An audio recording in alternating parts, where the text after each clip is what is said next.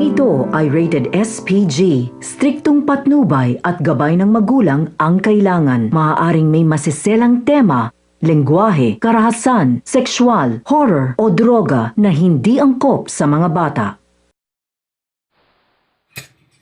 Nagising sa katotohanan ang magkapatid na sina Andre at Micaela na hindi lamang ang mga bata ang maaaring gumawa ng kagulat-gulat at walang kwentang bagay sa kanilang mga buhay. Madalas ang mga bata ang gumagawa ng kalokohan at kabaliwan dala ng pagiging paglaro at pagsubok sa mga bagay na hindi pa nila nagagawa.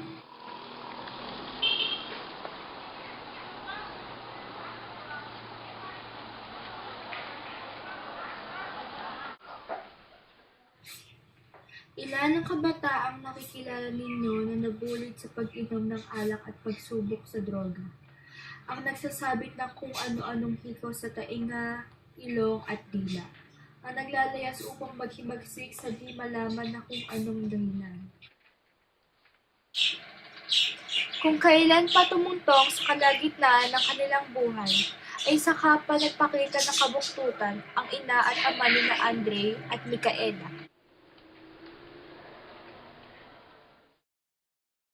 Taong 2000. Ang nanay nilang si Lita ay naging mabuting ina sa kanila. Siya ay marikit, may balingkinita na katawan at mamimilog na mga mata. Ehemplo siya ng isang uliran at kagalang-galang na babae. Ang tatay naman nilang si Andy ay naging tunay na haligi ng kanilang tahanan. Kung titignan sa pisikal na itsura, masasabing matipuno at magandang lalaki si Andy. Sa kasalukuyan, siya ang nagmamay-ari ng pinakamaunlad na kumpanya ng mga pagkain. Masaya ang kanilang pamilya at pangkaraniwan ang takbuhan ng kanilang pamumuhay. Ang bawat isa ay may kanya-kanyang hilig at aliwan na siya namang nagpapatibay palalo sa kanilang samahan. Isa silang magandang larawan ng pamilya na may matibay na pundasyon. Sila ay malapit sa Diyos kung kaya't hindi papasok sa inyong isipan na ang kanilang samahan ay masisira.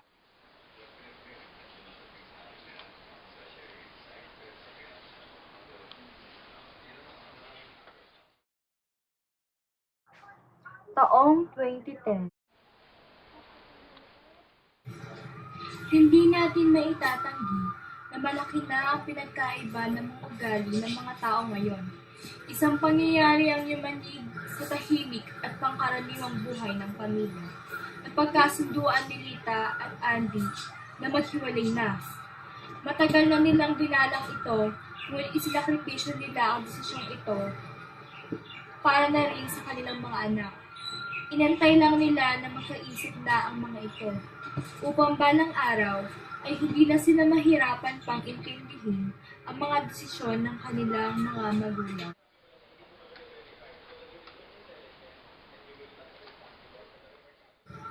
Dumating na ang tamang panahon.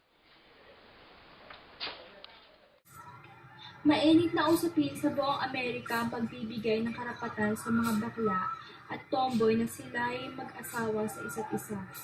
Kung may batas man o wala, ang katotohanan ay laganap na lantaran ng pagpapakita ng tunay na pagkatao. Wala nang natatakot, wala nang nangangamba. Ang mag-asawang Lita at Andy ay kapwang may itinatagong lihim sa buhay. Si Lita ay isang lalaki o babaeng lalaki. Si Andy naman ay isang binabae o lalaking babae. Kapwa silang kaluluwang nakabilanggo sa katawan na hindi nila gusto. Sila'y nagbalat kayo sa harap ng maraming tao.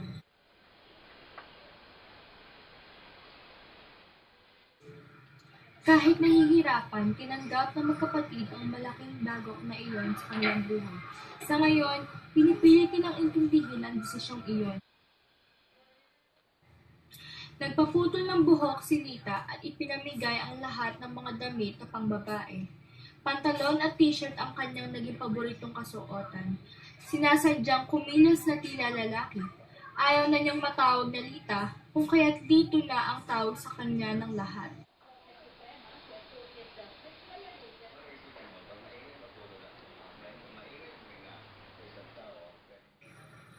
Ang dating matipuno, matikas at lalaking-lalaki na si Andy ay nagpabutos ng tainga at nagsabit ng hiko sa mga ito. Bagamat panglalaki pa rin ang kanyang damit na kasuotan, ay mapupuno na ang kanyang sandalyas ay pambabae na. Tuwang-tuwa siya kapag kitawag siya na Andrea sa halip na Annie.